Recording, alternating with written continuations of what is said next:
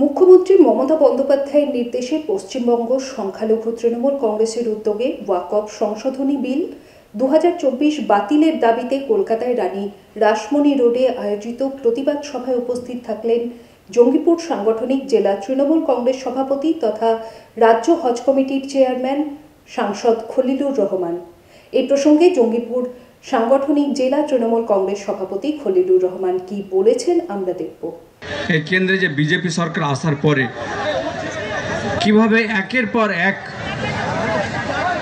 তিনারা বিল নিয়ে আসছেন এবং মানুষের মধ্যে যে বিভাজনের যে রাজনীতি সেই কাজটা তিনারা করছেন। না দেশের কর্মসংস্থানের জন্য চিন্তা ভাবনা, না খেটে খাওয়া মানুষের জন্য চিন্তা ভাবনা, না গরিব দুঃখী মানুষের জন্য চিন্তা ভাবনা রয়েছে। কাজে সেই সবগুলো না করে তিনি ক্ষমতা ধরে রাখার জন্য এই বিভাজনের রাজনীতি করছে। আমরা সকলকে ঐক্যবদ্ধ থাকতে হবে।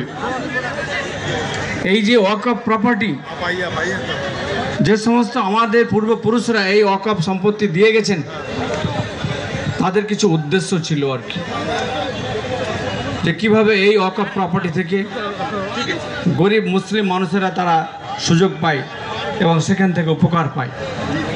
কিন্তু আজকে আমরা যদি দেখতে যাই তাহলে ভারতবর্ষের তৃতীয়তম জায়গাতে এই ওয়াকফ প্রপার্টি রয়েছে,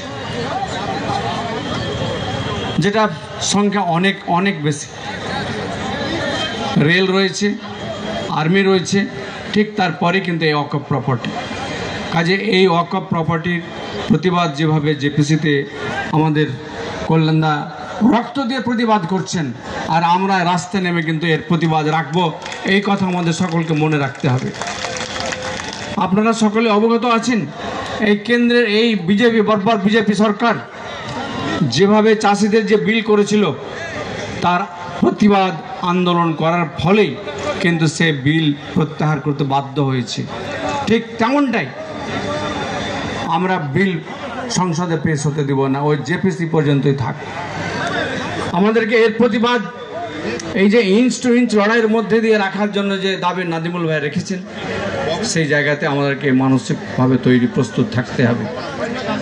কল্যাণদা আমাদেরকে যেভাবে আমাদের রাজ্যের জন্য যে সমস্ত বিষয় ইস্যু নিয়ে আমাদের দাবি তুলে নেতৃত্ব দিচ্ছেন, আমরা সহযোগী হিসাবে তিনার পাশে থেকে আমরা আমাদের রাজ্যের যে উন্নয়নকে আমাদের নেত্রী যেভাবে অব্যাহত রেখেছেন, ঠিক তেমনটাই আমাদের সংসদের ভিতরেও আমাদের নেতা হিসেবে সুদীপ বন্দ্যোপাধ্যায়, আমাদের কল্যাণদা সেই কাজটা করে চলেছে।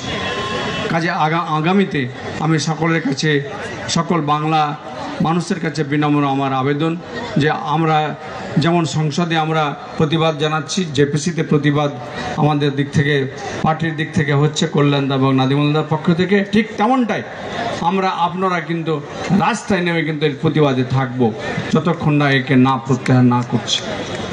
কাজে সকলে ভালো থাকবেন, সুস্থ থাকবেন। আমার বক্তব্য শেষ করছি। ধন্যবাদ।